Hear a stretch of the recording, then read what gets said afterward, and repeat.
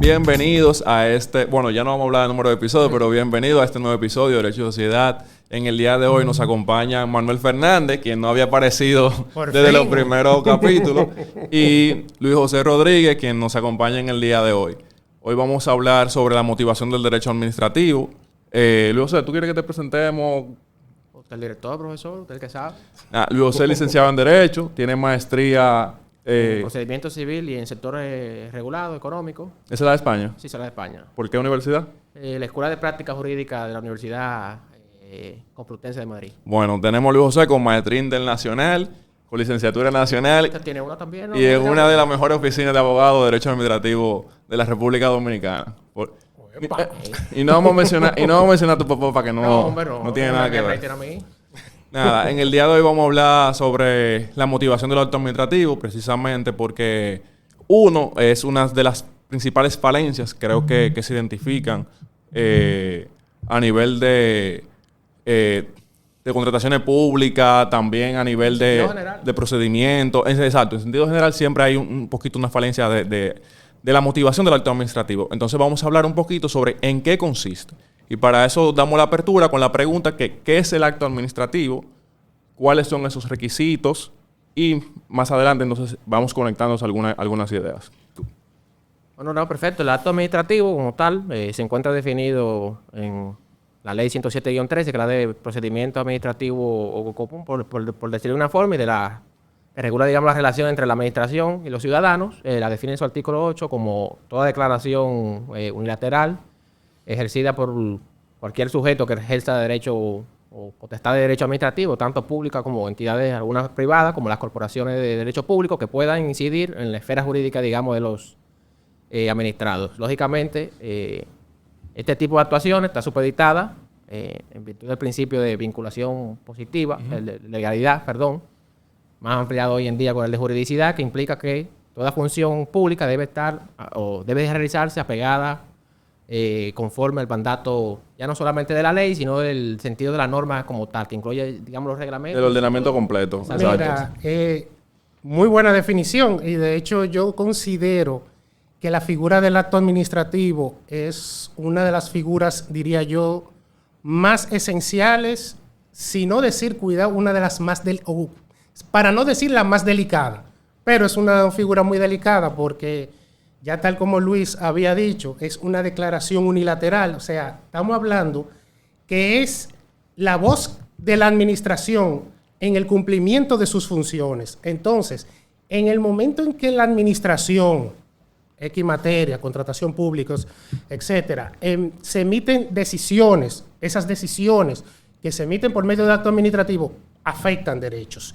Pueden afectar derechos de los ciudadanos, y esos derechos también pueden afectar no solamente a un solo individuo, pueden afectar o a un particular si está dirigido a una sola persona, o de manera o a una colectividad si es un acto que puede, digamos, un acto de carácter general que no solamente afecta a uno, sino a un amplio número de personas. Tú sabes que me parece interesante lo que tú mencionabas con relación a que el acto administrativo es la voz de la administración, y es porque precisamente es así.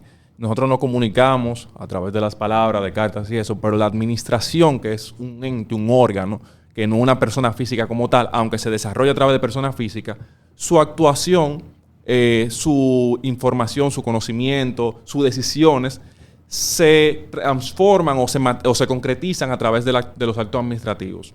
Y básicamente, cuando tú tienes vinculado a la motivación del acto administrativo, cuando tú tienes un acto administrativo motivado, es precisamente cuando tú de ese documento tú puedes inferir cuál es realmente la actuación de la administración, cuál es la decisión de la administración, pero con un orden lógico, con un orden coherente. Muchas veces estamos acostumbrados a leer documentos y hay veces que identificamos, pero este documento no dice nada, o no entiendo cómo tú llegas de una decisión a la otra. Y realmente parte del acto administrativo es que sea lineal, sea coherente, en el cual los demás órganos de la administración puedan entenderlo, pero también que la ciudadanía pueda comprenderlo. Y de hecho, el acto administrativo, la motivación del acto administrativo es tan importante porque a través de la motivación es que se ejerce entonces también el control de legalidad de la actuación de la administración.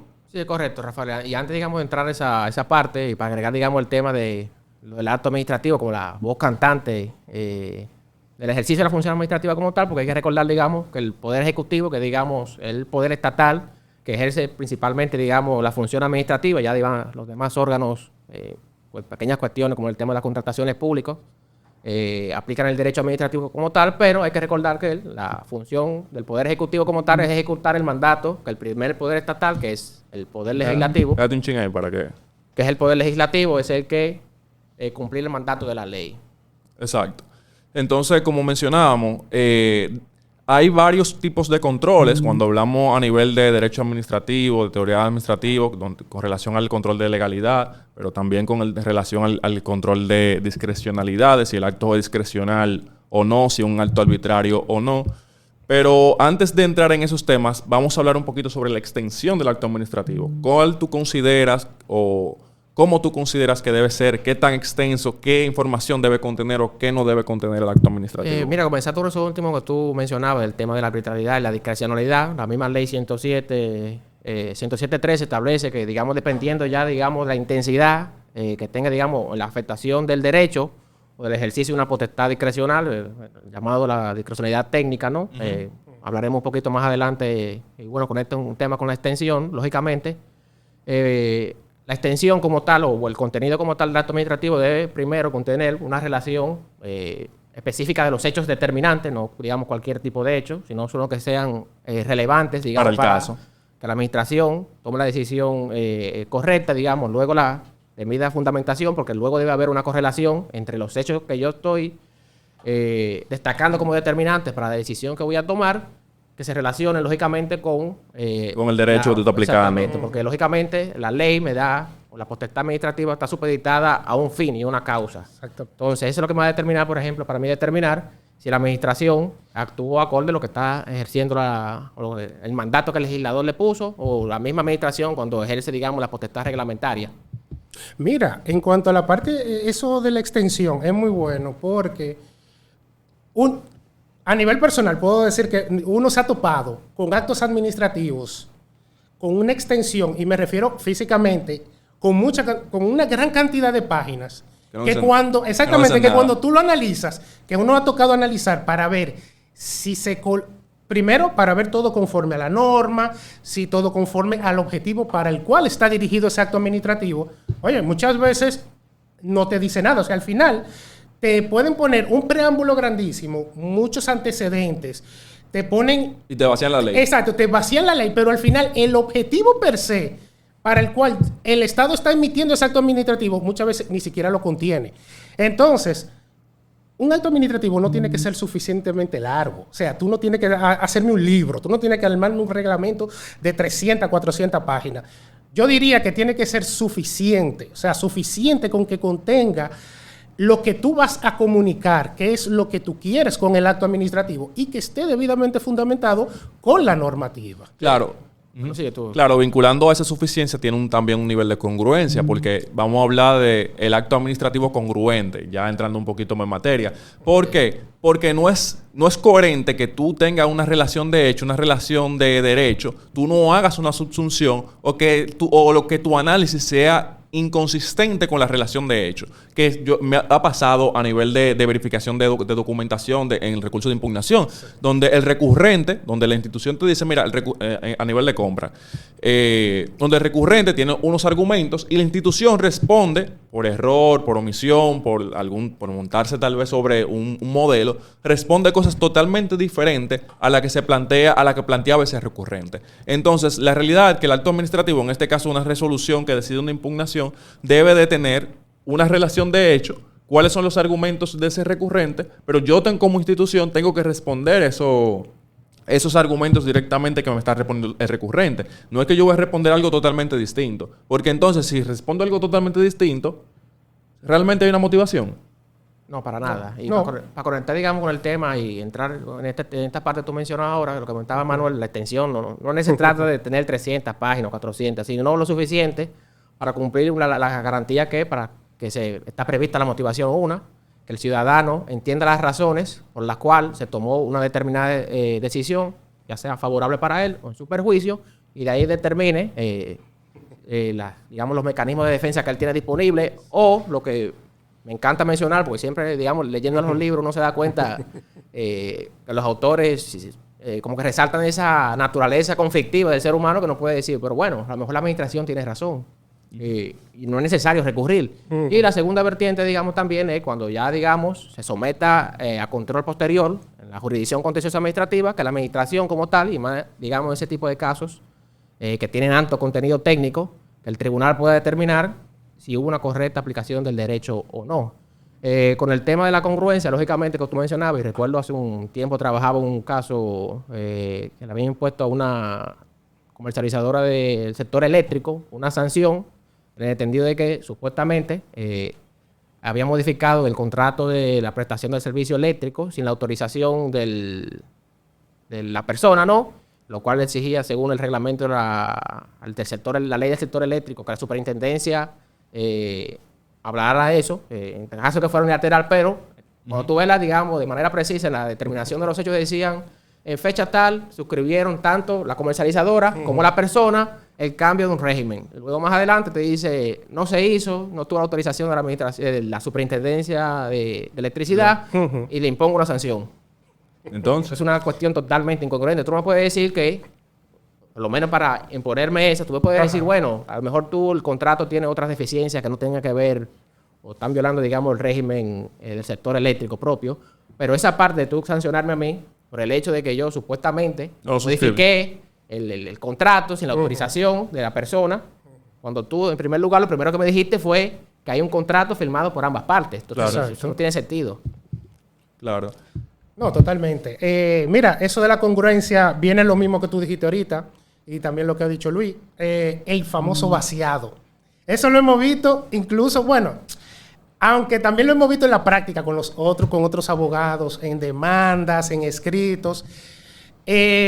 Lamentablemente esa mala práctica, incluso la misma administración la ha replicado. El tú ponerme 10, 20, 30 artículos que tienen toda la cantidad de letras del mundo, párrafo y todo, y al final tú no me explicas el por qué tú me estás colocando esos artículos.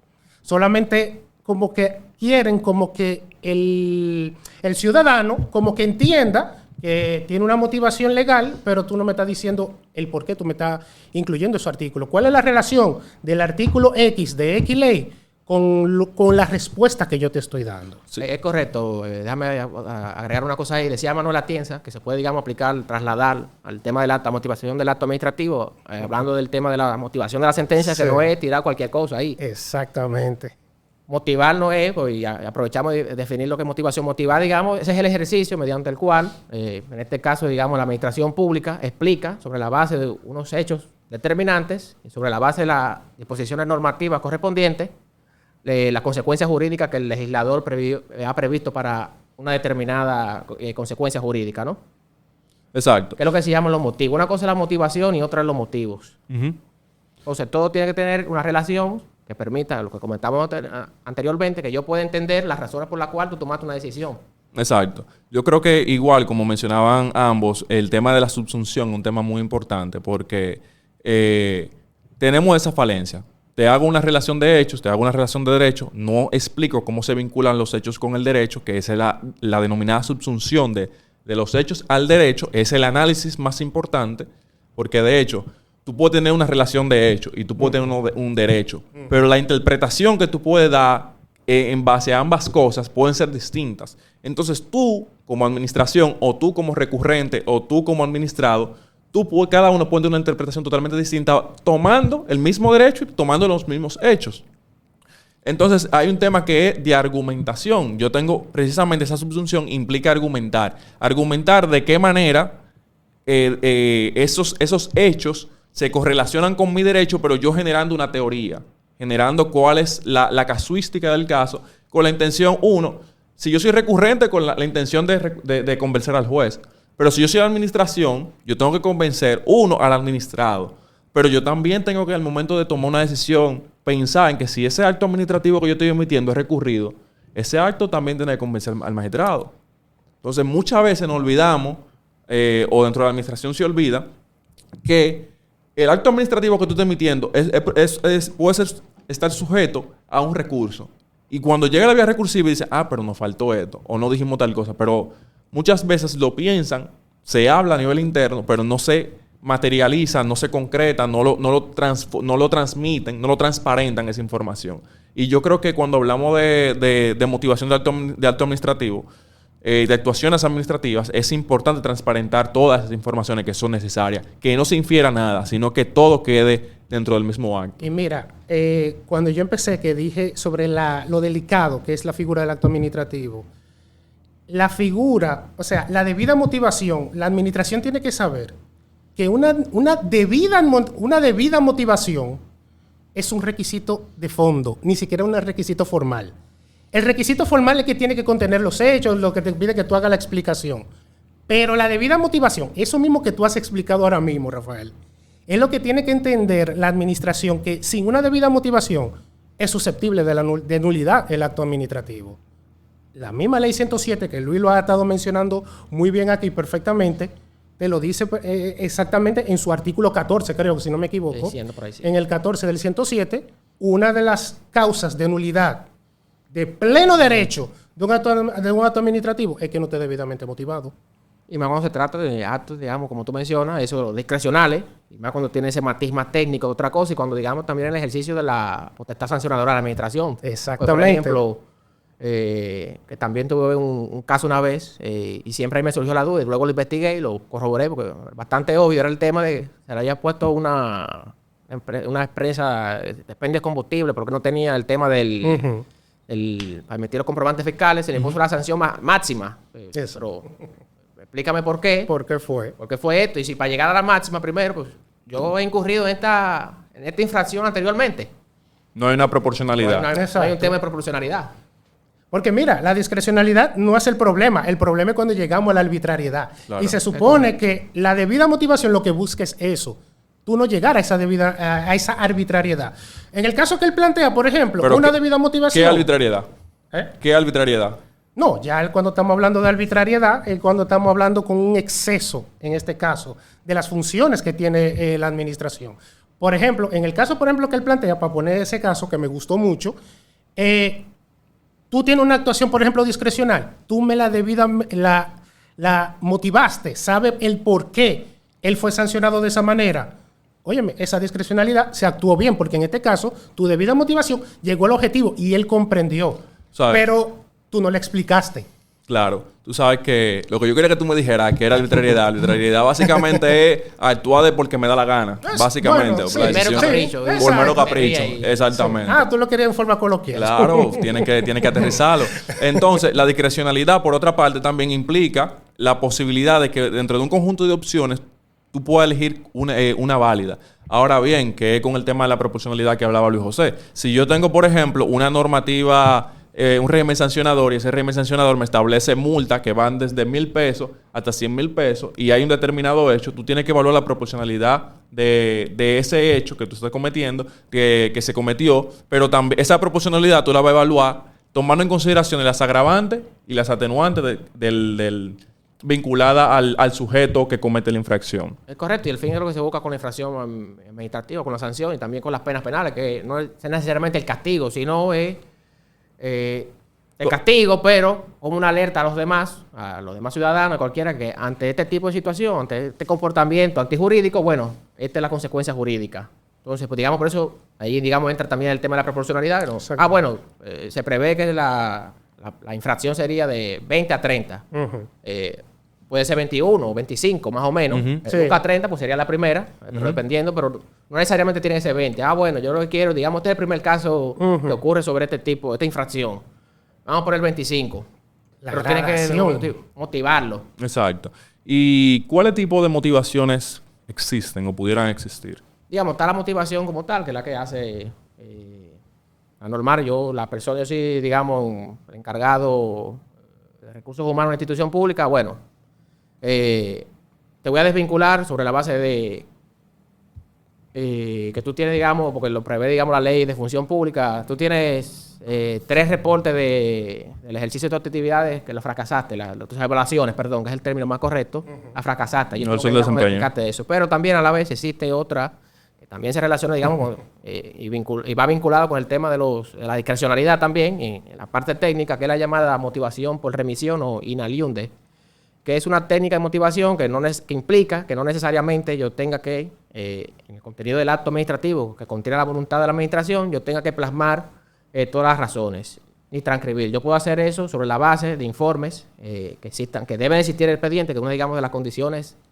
que validan este tipo de técnica de motivación, porque hay que recordar que el procedimiento administrativo, es un conjunto de actos que se van, etapas, una secuencia de actos que le permiten a la administración pública ir recabando toda la información necesaria para tomar la mejor decisión posible, digamos, de cara al interés público. Entonces, mediante ese tipo de actos se van, por ejemplo, solicitando requerimientos de prueba, informes a especialistas técnicos, porque la administración pública, lógicamente, y más por la evolución que ha tenido el mundo, y más ahora, por ejemplo, que ahora está en tema en boga, que es el tema de inteligencia artificial. Aquí no sabemos, muy poca gente, nosotros no sabemos de eso, Manuel, tú tampoco, Rafael. Entonces, lógicamente, ante un caso, nosotros tenemos que asistirnos de algún especialista que nos permita, digamos, o que nos explique de la forma más coloquial para nosotros, lo jurídico, entonces nosotros plasmarlo así en la motivación, ¿no? Exacto. Utilizar esos informes previos o actos administrativos previos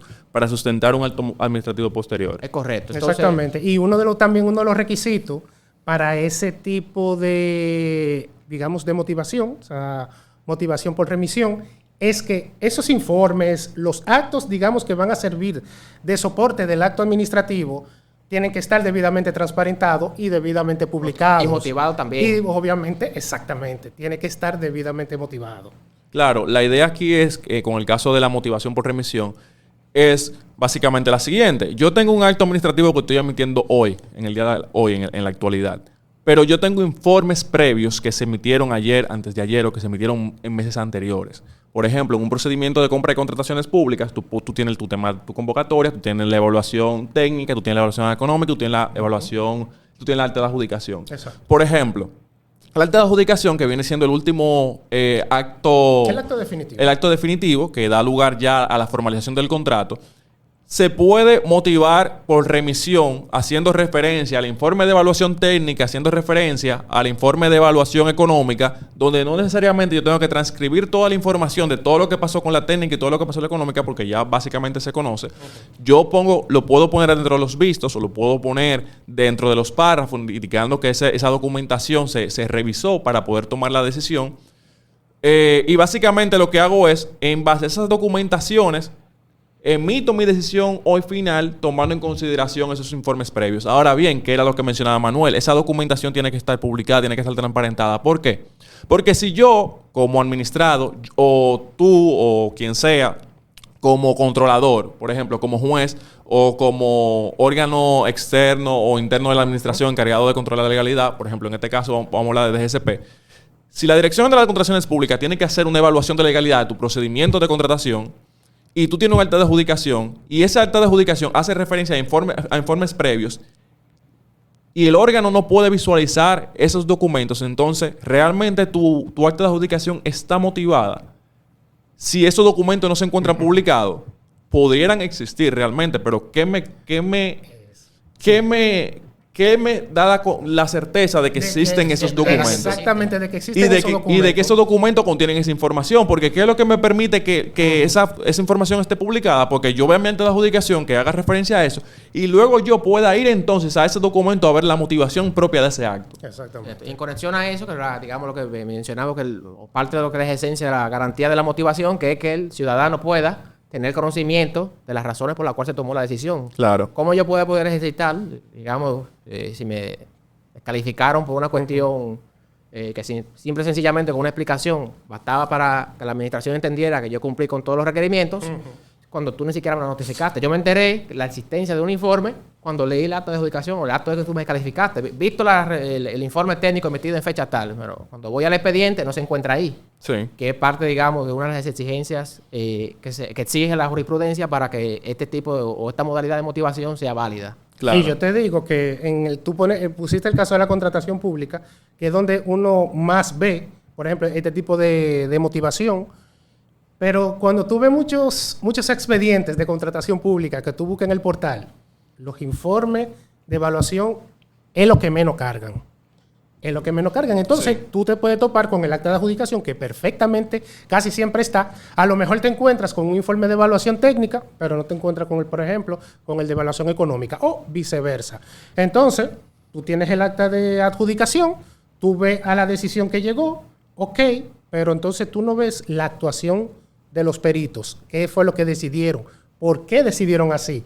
¿Por qué descalificaron un ítem? ¿Por qué no descalificaron otro? ¿Por qué hicieron esto? Entonces, ahí tú pones en duda, entonces, esa acta de adjudicación. Y también, a lo mejor, también lo que yo espero para recurrir, no tengo conocimiento y se me vence el plazo. También. Eso es otro tema. Y ya el procedimiento, ya se emitió el acto de adjudicación, ¿no? Ya no tengo forma. Exactamente. Sí, entonces ya con esto llegamos al final de este episodio. Y se me ocurre muchísima idea y creo que vamos a necesitar otro capítulo adicional precisamente para hablar de motivación en compra y contrataciones públicas, precisamente por los informes de evaluación técnico y económico, que le gustan hacer unos checklists. Sí. Eso lo tenemos que hablar nuevamente y vamos a continuar contigo, Luis José, también en esa ocasión. Pero nada, para concluir, simplemente una reflexión final que ya sea para otros abogados, sea para un recurrente, para la administración, lo que tú entiendas, una pequeña reflexión. No, la es sencilla, lógicamente, hay que recordar que nosotros no somos seres perfectos y más los que están ejerciendo la función administrativa, la están ejerciendo para el beneficio de la colectividad, no un beneficio propio. En ese sentido, nosotros somos ahí guardianes, digamos, de la legalidad y tenemos una misión que es explicar de manera concreta de por qué nosotros entendemos que yo pueda estar equivocado o no, de por qué yo tomé una decisión determinada. Para que después, a lo mejor, porque no necesariamente haya que ir o acudir a la vía jurisdiccional, sino simplemente con un recurso de reconsideración, tú vienes, ya tú entendiste más o menos lo que te expliqué, entonces viste, digamos, o detectaste cualquier falencia mía, y mediante el recurso de reconsideración, tú me explicaste, me aportaste nueva documentación o lo que sea, y me hiciste cambiar de parecer, y yo, bueno, para mí ahora la decisión más beneficiosa para el interés público es sencillamente la que tú me recomendaste, ¿no? En ese sentido. Exacto. Porque, digamos, la finalidad de esto es, y eso es rescatando de nuevo el tema del procedimiento administrativo y cuál es su finalidad y por qué está o cuenta de varias etapas, ¿no?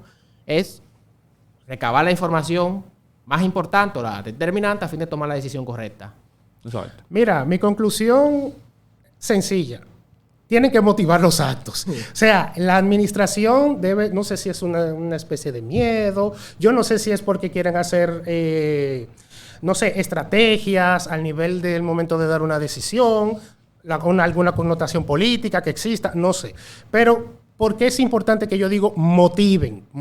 ¿Por qué? Porque eso a la misma administración le sirve cuando estamos en sede ya en jurisdiccional. ¿Por qué? Porque así el mismo juez o los jueces que estén evaluando ya ese expediente, ese proceso, puede entender cómo fue que tú decidiste y tu administración puede tener tu ganancia de causa en ese proceso. O sea, si la administración supiera que su acto administrativo se puede convertir en un muy buen escrito para ellos defenderse con esa debida motivación. Y usarlo para después. Exactamente. Ya una vez tú hiciste un determinado aspecto de la ley bien hecho, ya tú lo tienes ahí, como copy-paste nada más.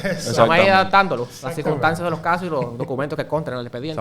Y nada, con esto llegamos al final de este episodio. Muchísimas gracias a todos por el apoyo. Muchísimas gracias Manuel y Luis por acompañarnos en el día de hoy.